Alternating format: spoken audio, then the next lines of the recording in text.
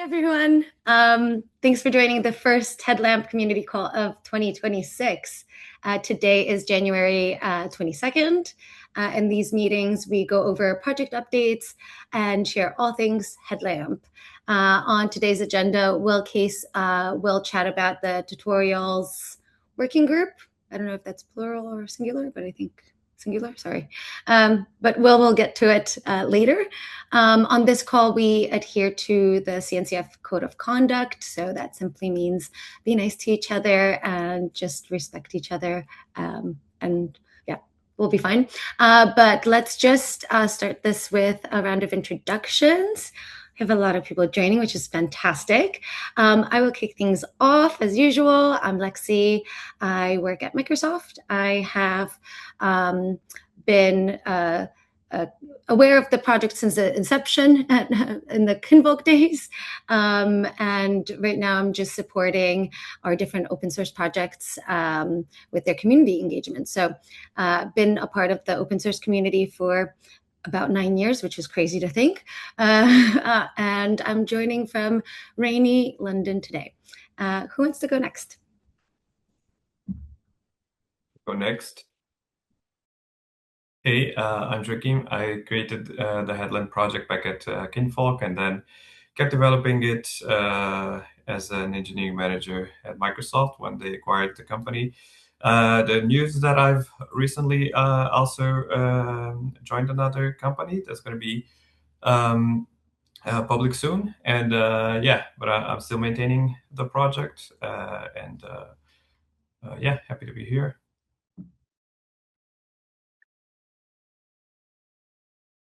Who can go next? I see Will right here.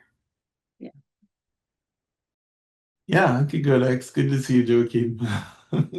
Hey, my name is Will Case. I am the product manager for Headlamp. I've been on the team for, I think I'd be coming up on maybe 2 years in a few months. So glad to have you all on the call and glad to talk about our initiative a little later on.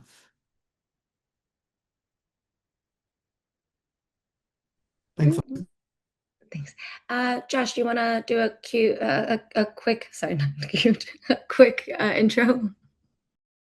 Sure, I'm Josh from Virginia Tech. We've been using Headlamp for over a year and a half now, I think. That's it for me. Great. Mark, do you want to say something as well? Hi, I'm Mark. My name is Mark Borstein, CTO at Tremolo Security. Been doing work with Headlamp lately around in-cluster security and access. So yeah. Great. Happy to have you. Reza, would you want to say a few words? Sure. I guess sure is like few words. So my name is Reza. I work at Tigera. I'm trying to add a feature to Headlamp to have the admin network policy merged to the project when it's go out with Kubernetes. So at the moment it's alpha. We do have it built. We do have the CRDs and stuff, but when it gets pushed by the Kubernetes, it's going to be also available on Headlamp.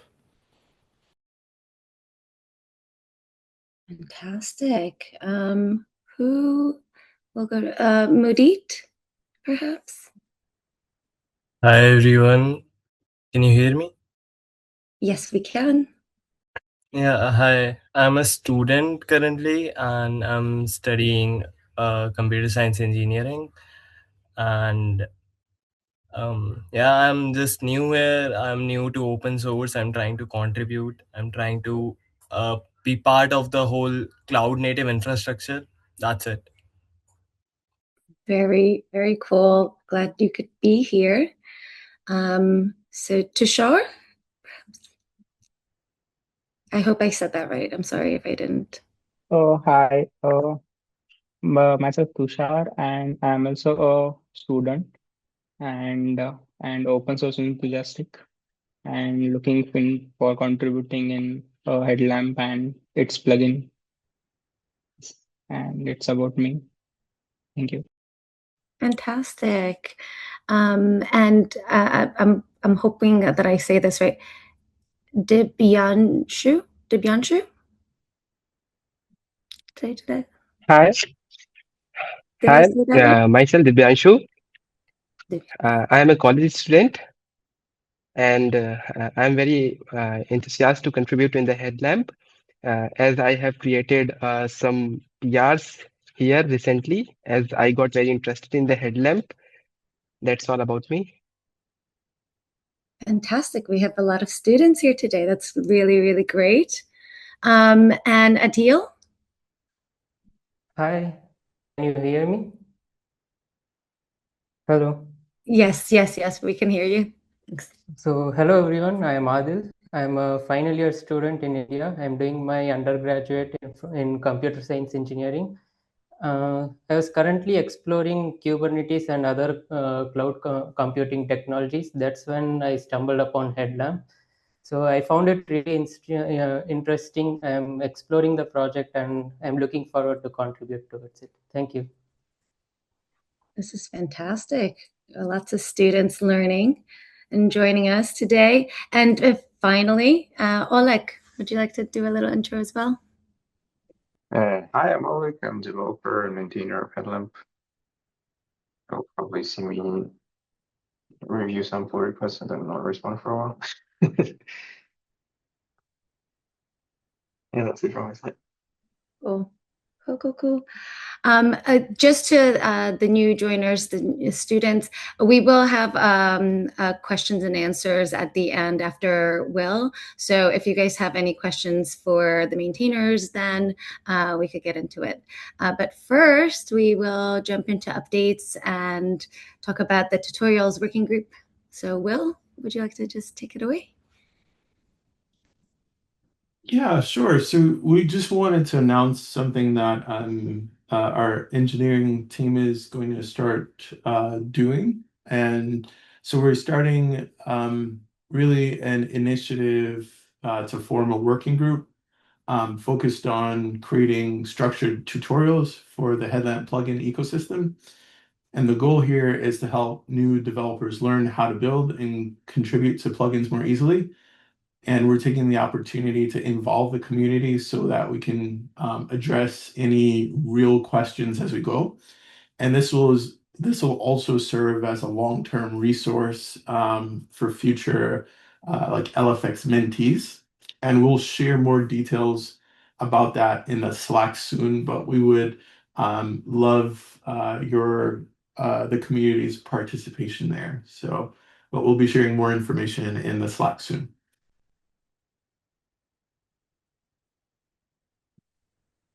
Cool. Thanks, Will. Perhaps since that was the announcement, I thought there was going to be a longer one. Maybe we could kind of have the students ask any questions that they might want to kind of ask to get started, and perhaps the team can answer. Do you guys feel comfortable with that?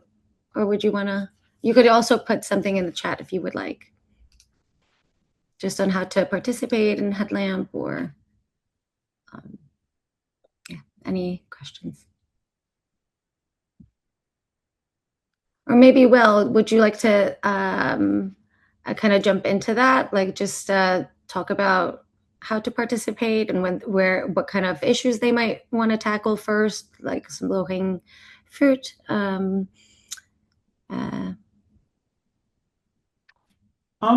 Yeah, sure. I can talk about that, but it's really, I think, a space where you can bring anything that you're having, any issues or trouble that will kind of lessen our feedback loop. Because as great as GitHub is this will be a channel so that if you have something you want to bring it on the call, you can get feedback from our engineers, and that we can go essentially from there to address any of those concerns. So it's anything from learning how to build to extending to contributing plugins to Headlamp.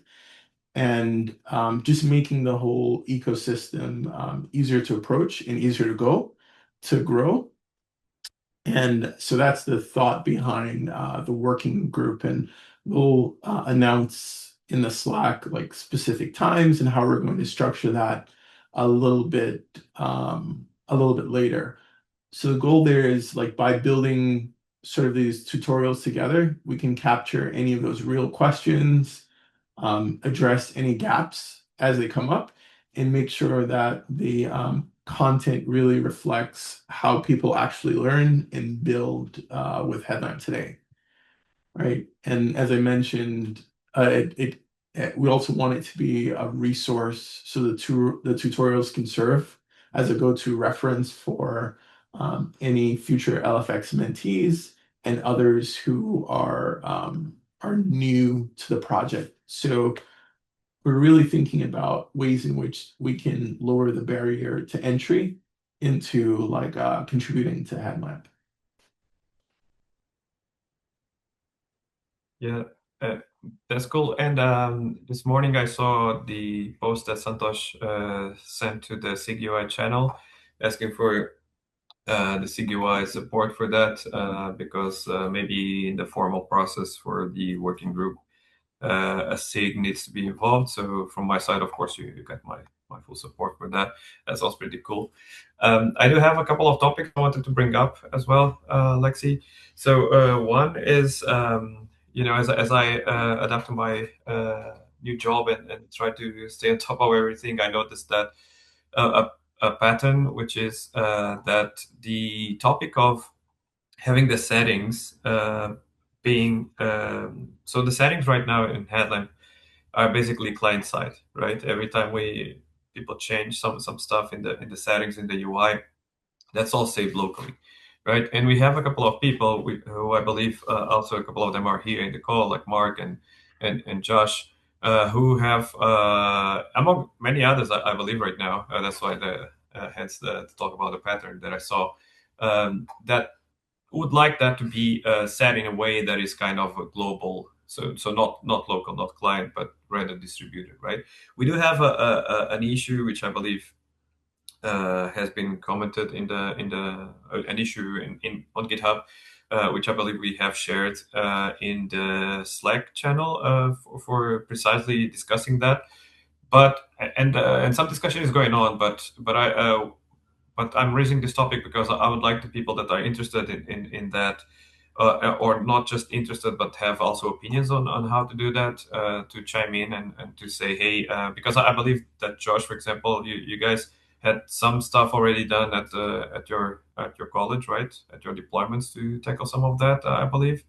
But if you have like ideas and all that, we need to tackle this one, right? Because of course, anything that we do should be carried, given support to for a little longer than 5 minutes, and so the better we do this, the higher chances we have to to make something that we don't have to revert and keep backwards compatible and all that in the future. So I would really like to have that as a priority to fix that, because more and more people come to us asking for that.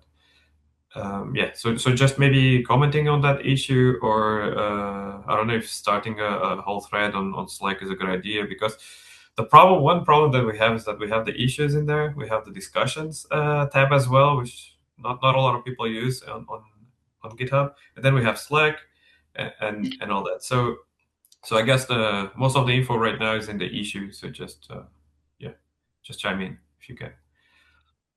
Yeah, I have been following that, and it's a great discussion. I think I agree with everything that's said there. I think our solutions for now are kind of hacks, like statically putting this setting in our plugins, right? Things like that. So this will be great. I'm excited about this feature. Yeah, that's cool. Yeah, and I know that you did you even opened some PR, Mark, about that. Yeah, you open the mic. You can talk if you want. Oh, okay. I didn't want to interrupt anybody. So I think I think one of the keys that's going to make a centralized plugin management or configuration successful is it's really got to be bifurcated between static configuration that's going to be site wide and user specific configuration. Because like I could imagine a scenario where you'd say like the AI assistant plugin, right? I'm going to say, you know what? I'm going to require that you need to use the local LLM, right? That might be a static configuration, Mhm. but each user gets their own token. Okay. Okay. And so being able to, because like I maintain, so like as an example, I maintain um, a multi-tenant Kubernetes dashboard, with regulated customers, right? And they need to be able to say, on the one hand, we need to be able to control certain things that are going to be global across the enterprise, right? These certain policies, they will not change. But for users, there are going to be things that are really specific, like which namespaces you get to see, which, maybe what token you have, whether or not you're allowed to set the token, right? Like that might be something that gets generated for you and is stored in a secret database. Um, and so being able to bifurcate those two things and make sure that you can't like override the static stuff with the user stuff, um, I think would become really important. Yeah, yeah, that makes a lot of sense. I had actually thought just about defaults, but I think you're right that maybe there should be a way, whatever configuration comes from who deploys Headlamp, right? So the operator in this case should be kind of the not the source of truth, but like should supersede anything that is done, right? And that means that it can be a default, but maybe like you're saying, which I had not thought about. Maybe it's about also saying, hey, you get to use your own token, but you always have to use this, I don't know, this model, or we restrict it to this model. And of course, I was guessing that in the case of the AI plugin, most of the deployments would be actually that they would pre-configure just an endpoint, and then the endpoint with the token and everything would be kind of another backend that somebody sets up, right? Because you don't want to really pass on a token, even if it's a default value to whoever is deploying that. You don't want that to the client side, right? So there's a kind of a few moving pieces that we have to get right, I think, even though it all boils down to, we're setting values, right? And we're going to use these values or other values. So having this conversation, I think it's important. Yeah, so let's, I don't know how much longer we should keep it going. I think we should arrive at some conclusion there also. Maybe write a document that people can say, oh yeah, this is exactly it. Because also the discussion is kind of, we have comments here, comments there. It's difficult to follow. So maybe that's what I have to arrange time for, and create a document for that. I guess I do have one question about plugins that is there a server side component to plugins, or is it all client side? No, it's all client side. The plugin, so because the plugins were meant to be like, okay, you use Headlamp, it's going to be an individual thing almost, right? And so the only, I would say, the backend or server side to it is that they do get loaded from the backend, right? And that's just Right. because it's convenient for both scenarios where you're deploying or you're running locally in your desktop. But it's it's basically client side, and that's why they are UI stuff or front end stuff. That's why we call it front end plugins sometimes. Over the years, we did entertain having backend plugins because sometimes that seems like the only solution to make things truly flexible. But we also have tried to avoid that if we can, because then you open like two different ways of doing things. And for example, the stuff that you did, the PR, we give you our comments. I think that serves a specific use case, maybe not generic enough. If we had backend plugins, then it would be like, okay, just make a backend plugin. That's fine. You get a set of extra configuration, right? But that's another thing in itself, and it looks sometimes inevitable. So I'm not against it. But in the interest of keeping things simple, if we can get a way to make this happen without opening that, that's also something to look at. Yeah, I mean, I don't necessarily know that there needs to be the concept of a back end plugin.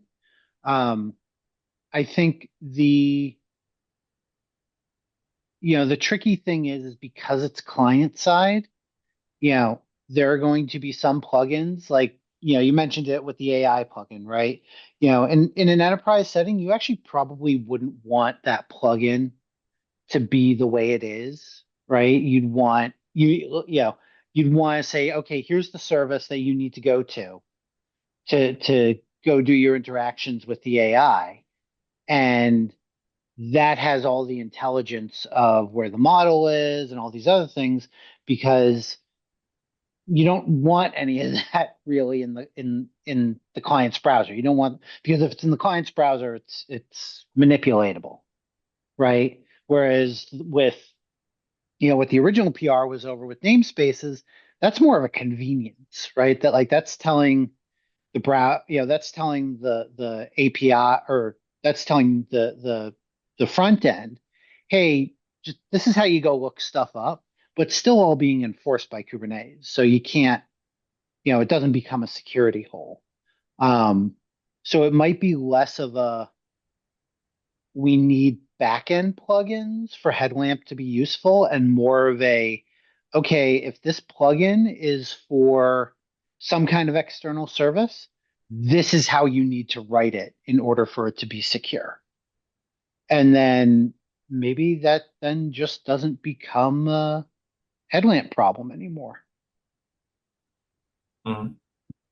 That's a good point. Yeah, that's a good point. Cool. Anyone about this configuration thing that I opened? Mark did mention limiting namespaces, and that is something we do as a convenience. We, of course, enforce on the Kubernetes side, but yeah, that is something we have a custom plugin for right now.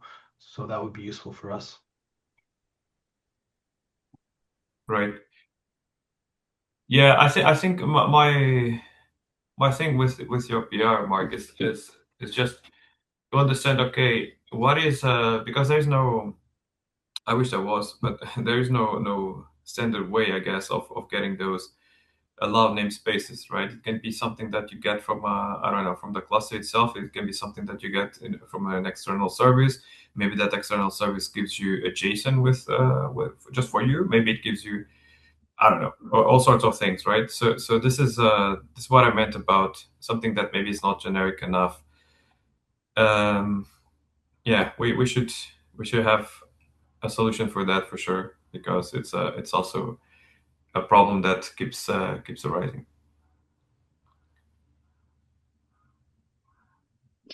I actually didn't even realize you could do that with the plugin. So maybe that's a better way for me to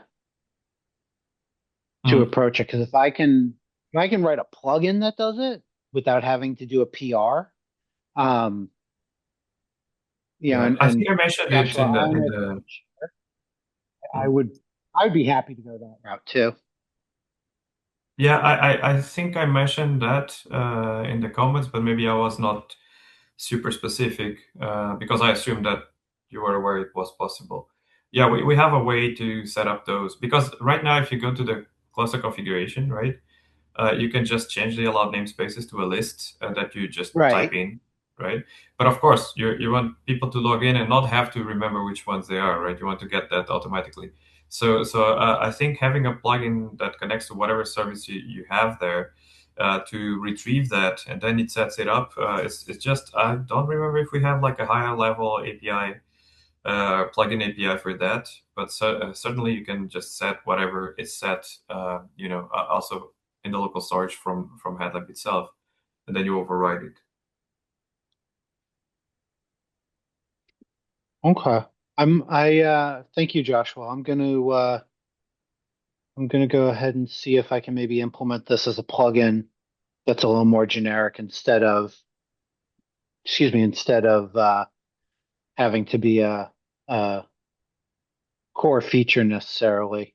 Yeah, it simply goes through all. You have to have list namespaces to do this, right? The way we've done it. Right. I know not a lot of places. Some places don't do that. Okay. And Josh, does this limit namespaces at the enterprise level so you can limit it for any users that might be using it on your end? Is that how it works? So we give our users the list namespaces permission, but they don't have access to get namespaces, right? Except for specific namespaces for their tenants, right? So it just goes through the list of all the namespaces, and if I get a 403, then or a 401, right, then it doesn't work. I think that's how we did it. Yeah. I mean that we're a little more specialized because at least in the when we're deployed with namespace as a service, we control the group to role binding mapping. So I know when you log in what namespaces you have access to, or if you're a cluster end. And so I can assert that. Um, I had thought about writing something very similar to this, um, or just making it easier to expose so that way, because what I was originally envisioning with the PR was we would ship with something very similar to this, where it's like, okay, here are the namespaces based on, you know, some, some kind of test. Um, but that can be really inefficient and might not even work, to be honest, depending on the way you do it. So, But it only has to be yeah, done once per browser because it caches it all. Like once you set those right. namespaces, it hopefully will be faster in the future. But okay. Yeah, and so, but make it easier to say, hey, this is our stock API to generate the list of allowed namespaces, but you go write your own API, and here's how you do it. But yeah, if I can do this in a plugin, I'll see if I can get that working. So thank you. Sure. Pretty cool. Yeah, then without wanting to monopolize the call, I also have just two other things to mention. One is that, as I think you saw, I'm not sure if all of you saw, but the SIG decided to sunset the official or the formerly official dashboard, Kubernetes dashboard. So that's pretty big news for Headlamp, right? Because as you can see in the dashboard repo, the notice in there recommends using Headlamp as an alternative, and that's pretty good. That's like support. Of course, I'm part of the CQI, so that maybe may seem like like the Obama medal meme thing, but but the thing is that when we had Headlamp join the Kubernetes project as a sub project next to the dashboard, I think everybody in the CQI before I joined knew that okay, with the base that Headlamp has and the features and everything, the natural path is to kind of be a good replacement for the dashboard. And since the development there was mostly maintenance mode, I think this is finally now a reality. And yeah, so we hope that. I think Mark here was also using the dashboard, the official one, for the client. So I hope that once you figure out this rough edges, it can also work for you and your business. I will say that in talking to my customers and users, they are all very excited to move over to Headlamp. So yeah, so we're gonna be releasing the official integration with Headlamp probably next week.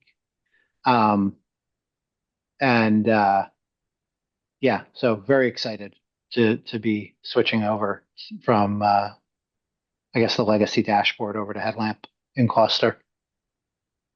Yeah, that's pretty cool. What is that transition been like?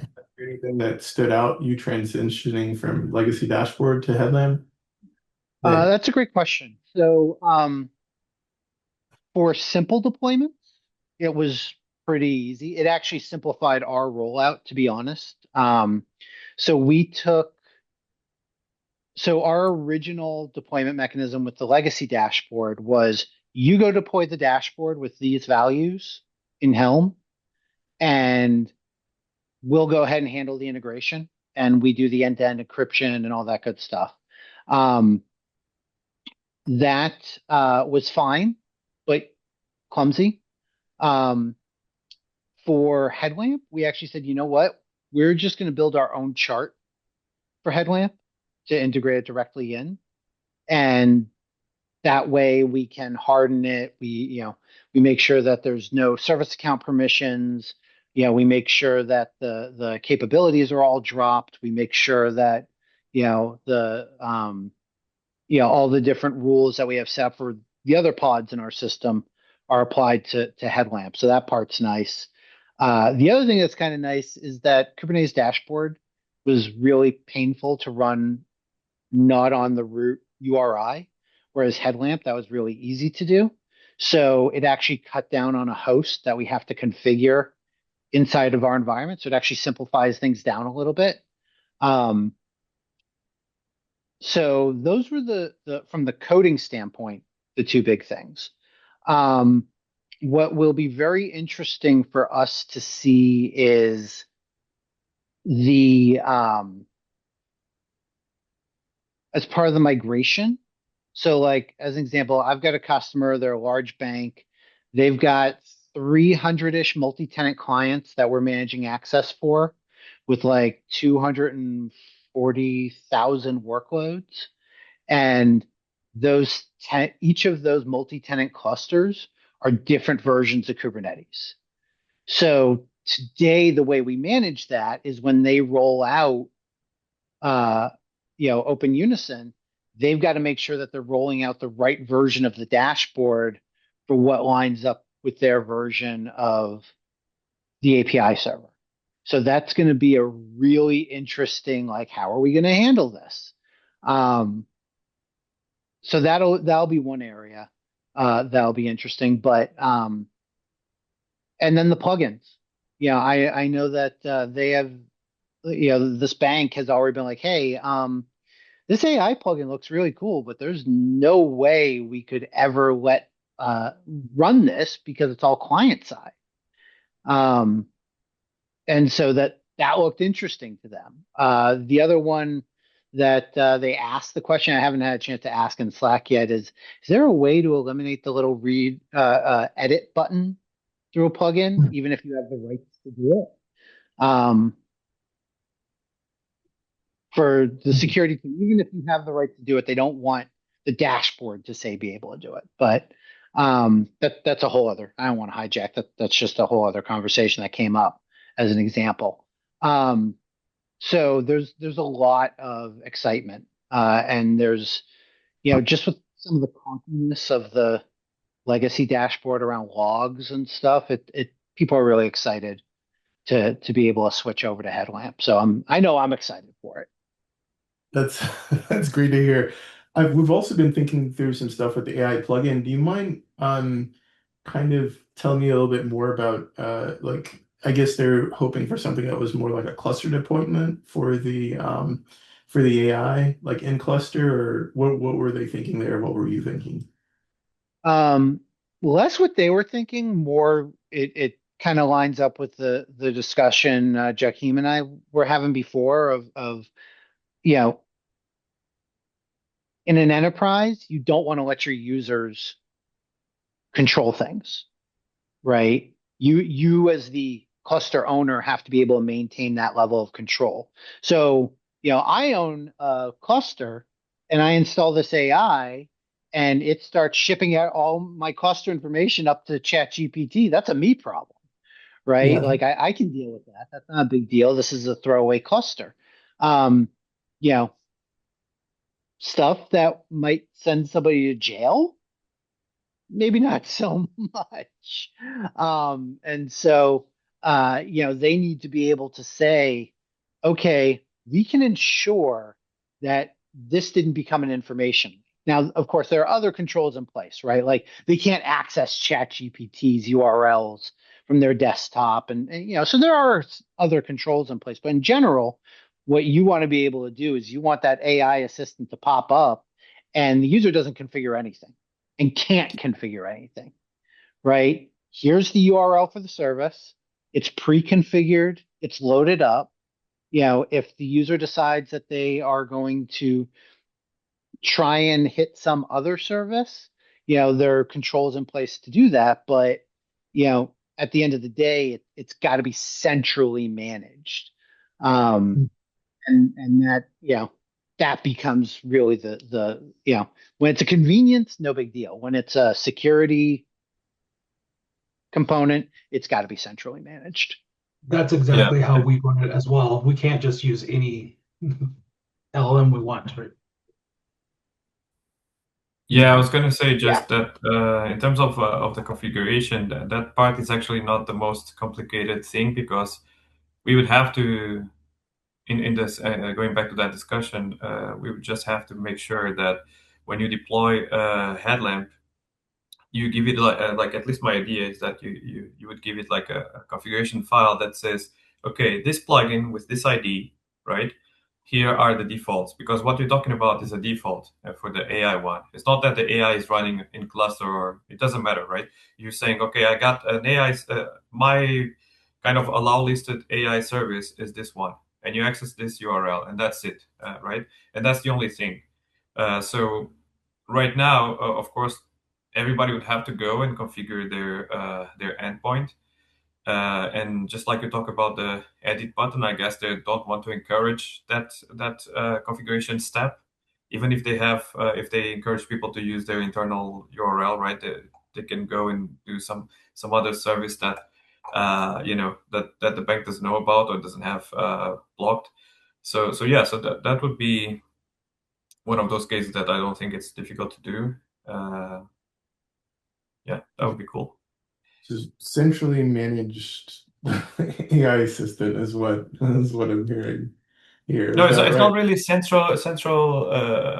centrally managed, right? I think what you were asking, Will, is whether they would have the AI running in cluster, right, or the assistant running in cluster.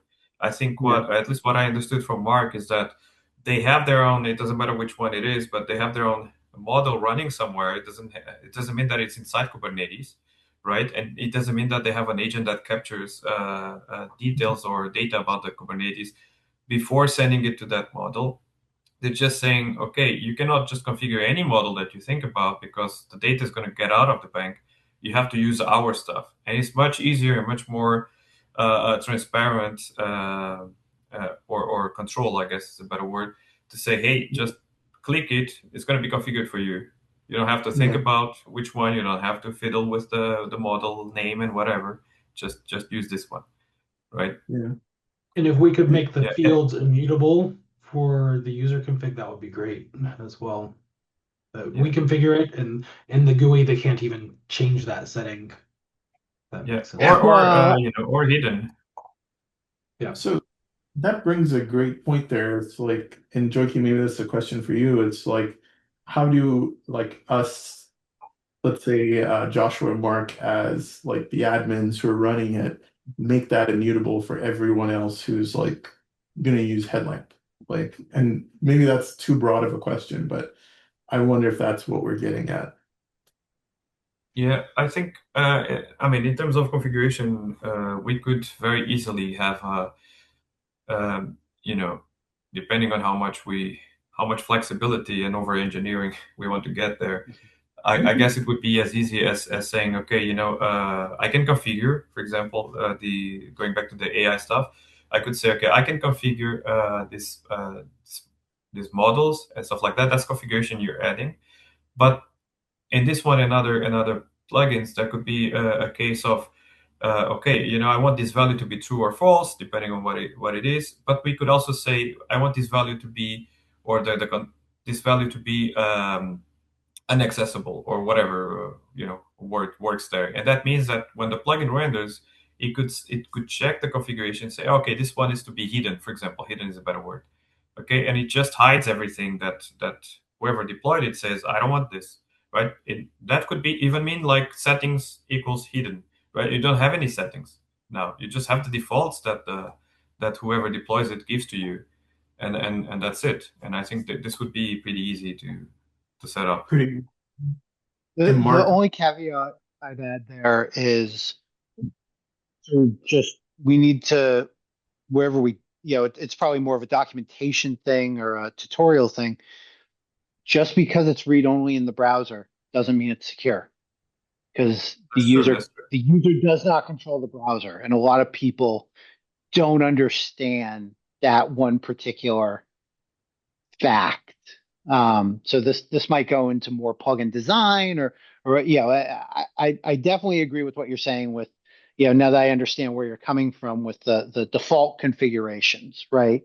Like even if it's just in that config map that has the plugin configs, where I, as an admin in my values.yaml or whatever, can set it, or maybe um, maybe values. Yeah, the only issue of values.yaml is it's a little static, and you'd be amazed how quickly admins will be like, well, I don't want to have to redeploy a Helm chart every time I make a change, especially at scale. So, however that mechanism is for supplying that on the front end, as the plugin developer, I have to understand that if there is a token, as an example, that it would be really bad design to send a token, right? Like it should be some kind of common security mechanism, OIDC, something like that, right? Yeah, it cannot be a token. Yeah, but I, as a plugin developer, should understand that if I have a setting that has a token in it, that's not hidden from the user, right? Like the user is going to see that because it's all client side.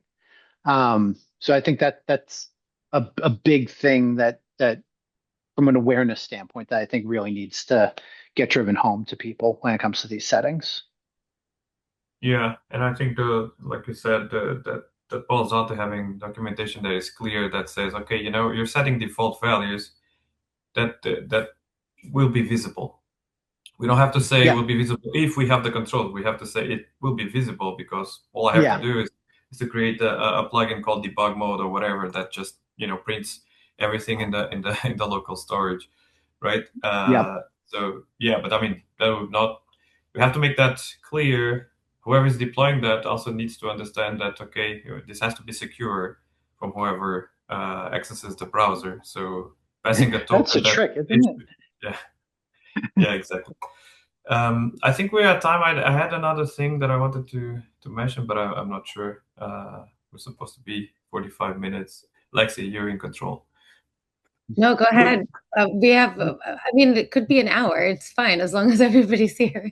Go ahead. Yeah, I mean, maybe it's quick. It's a quicker subject. So we don't have metrics, and we don't have a way to understand. Okay, everybody clicks this button every day when they open Headlamp, right? That's a good thing, I think, for those here who who want to deploy that for banks, for sure. For us developers, we sometimes are like, okay, we're doing this by gut feeling, and by understanding what people complain about or rejoice about and stuff like that. So I think we have mentioned at some point that we should have from time to time some surveys. Maybe those pop up in Headlamp if you allow them to pop up, I guess. Just to say, hey, we're doing a survey. Click here, and then they go to a form, and there's going to be questions. But I just want to understand how useful that would be, because I was thinking about everything that we have to maintain right now in Headlamp, and even stuff like, for example, the recently added projects. I would like to understand if people are using that at all, and what they would like to see there, and how they are using that. And of course, it's less organic than just having telemetry, but we cannot really have telemetry, and it would not be super effective, at least in Europe. So I wonder how people see an approach of having a survey like that. I might have something for you. So in Project Calico, we have the same problem. We cannot collect any data about people. And if we implement it, people who are in Europe will, you know, not use us due to data collection, those sort of things. What I did, or what we did, was we launched a campaign with Google Forms, just asking questions that we thought is like important for our engineers. And we sort of incentivize it with a t-shirt of Project Calico. And that got us the actual feedbacks that we wanted and a lot of like contact points in like banks and stuff that we didn't even know they're using Calico. We're like, oh, so you guys are using Calico? That's interesting. So maybe something like that would help Headlamp too. Yeah, that's cool. I had not thought about the price incentive. Maybe we have to do the lame. Here's a badge, virtual badge thing. But that's, yeah, but that's nice. Yeah, well, I think when we do stuff like that, we have to be really you know careful about the amount of questions we ask, because people will be like, "What? 30 minutes filing this?" No, but also, so we have to choose them very well, but also we have to make sure that we have the important questions there, right? Because not, in telemetry, you just turn on or off things and you get the results back. But so yeah, that's a good point, and the incentive thing is also a good point. Maybe I can talk to the CNCF and see what we may do, or even if it's like, okay, you don't get the prize because we don't have a way to ship it to you, but if you go to KubeCon, you get an extra cookie, whatever we have there for people. Maybe that's a good idea. It could be anything. Like we did t-shirt, but it could be anything. It's just that for the time that you spent on like 4 or 5 questions, we had Yeah, 5 questions. Only two required. Like we give you something back. If you like help on this, I can actually help you with some of the stuff that I ran. So as a developer advocate, it's sort of like my job to hunt people that, sorry, find people, not hunt them down, find people. So I could help you with that. yeah, I think it's a good Perfect. idea. To Uh, to out on that. Maybe you, Will, you're also interested in that. Yeah, I am. Put me in the chat. It's on Slack. Maybe we could. Yeah, that's cool. Yeah, that's those are the three things I wanted to mention. The went way longer than I expected, so And one hopefully, question. yeah. Sorry, go ahead, Joaquin. No, you go. And one last quick question for maybe Mark and Joshua, going back to the AI, like essentially locking it down so that like only the admin can set settings and no one else can do it, and you can essentially pick whatever model you want. If we were able to achieve that, like from your standpoint, like what would that do to adoption? Meaning, like, do you think customers would jump at that? Would it be more of a viable option? I'm thinking in terms of like metrics and numbers, like if we're able to prioritize this, what would this mean for you all? Currently, Josh, you want to go first? we can't use it without governance, right? Okay. It's not usable. Okay. So that's a blocker. You need the Yes. governance. Okay. Yeah, and honestly, like I don't know that you need a full configuration subsystem. to be Mhm. able to accomplish this. I think the idea of a default, if I can configure a plugin that says, here's the URL that you need to interact with, and then, based on browser security, based on, whatever, it can just, whether that's, there's probably something in there that we can do around either cookies or working with OIDC tokens or something. It's going to be really different for in cluster versus uh, local deployed. Those security models are very different. Um, but I think that that's really a first step to be able to really do that. I do know that I've worked with multiple customers outside of Headlamp, and the first thing they do is they pop open, like what's the Amazon one that's in preview now, like Rabbit or something like that, or Rabbit Runner, Rabbit, whatever it is. But they're like, okay, we're just gonna connect this thing up to our cluster and start asking it questions of what's wrong. And it might be right 30% of the time, but it's still the first thing that they're doing. So I think that if you could use that as kind of a model of how you do an enterprise plugin, um, I think there's probably a lot you could do there.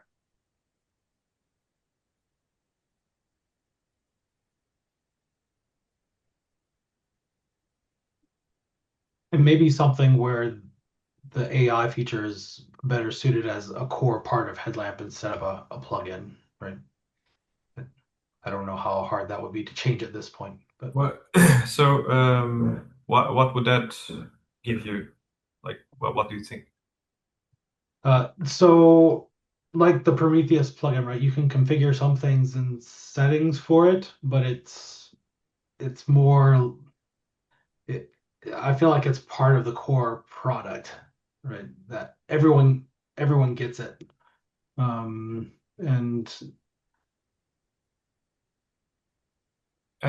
Yeah, I'm asking this because I think of course, we don't have yet the mechanism to yeah, override the settings. Of course, right now you would have to go and change the actual plugin um, uh, code. But if you, for example, hard code an endpoint for the AI, that's the only configured one, and it's just an endpoint. And you remove the settings manually, and then you build the plugin. Of course, that's very, it's not the ideal scenario. But if you do that, it's still going to feel, because you're deploying it to your users, right? So it's not going to feel external. I think is my point. yeah. And I guess it's to Mark's concern about the security, even if the user can't change it in their browser, you can modify the plugin in your browser, right? Right, because anything that's running locally on your system is changeable. Yeah, but in the core, okay, so when you said core, I understood the core of which is still front end, right? And there is no distinction between the front end code or the plugin code. They're all loaded in the same context. Um, for something to be secure, it would have to run on the server. That means in the backend, right? But then again, you'd have the bits that you have right now for the plugin, for the AI plugin, right? You need a chat box and everything, and the chat needs to go somewhere, right? So that somewhere is what I mean, that if you're sending that to the backend and then the backend sends it somewhere else, that's the same thing as you're saying, okay, I'm just gonna use another, even if it's a proxy or something, right?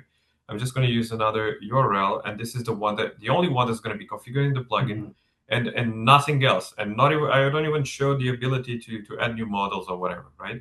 This is just gonna come, you load it, like Mark was saying, you press the button, you see the chat because it's already configured, right? Yeah. And that shouldn't be, of course, what Mark was talking about is that if you configure it in a way that, okay, you still need a token, and I'm going to pass the token as a default value, right? But I'm going to hide the field. That's not going to work, right? Because you're going to get you're still going to get access to the token, right? If if the token is a secret, you shouldn't have access on the client side. But and so for that matter, what you want to do is to have just a URL that receives an API call, right, from the plugin, and that's the only one that the plugin reaches. That's the only one that you have to configure. That should be secure enough, I think, to for the that use makes cases. sense. Yeah. Cool. I think as part of the, I don't know if part of this working group and stuff, but I think that all these discussions are pretty cool. And sometimes we understand, oh, okay, so you're deploying things that way because more secure than this and that. I think we should start also maybe promoting the blog to external folks, external in the sense of not maintainers, just so if people have like a cool use case, put it in their kind of exposure for their business, I guess, and stuff, and at the same time the community gets a way to access something that may not be in the documentation, may be just use case and stuff. So yeah.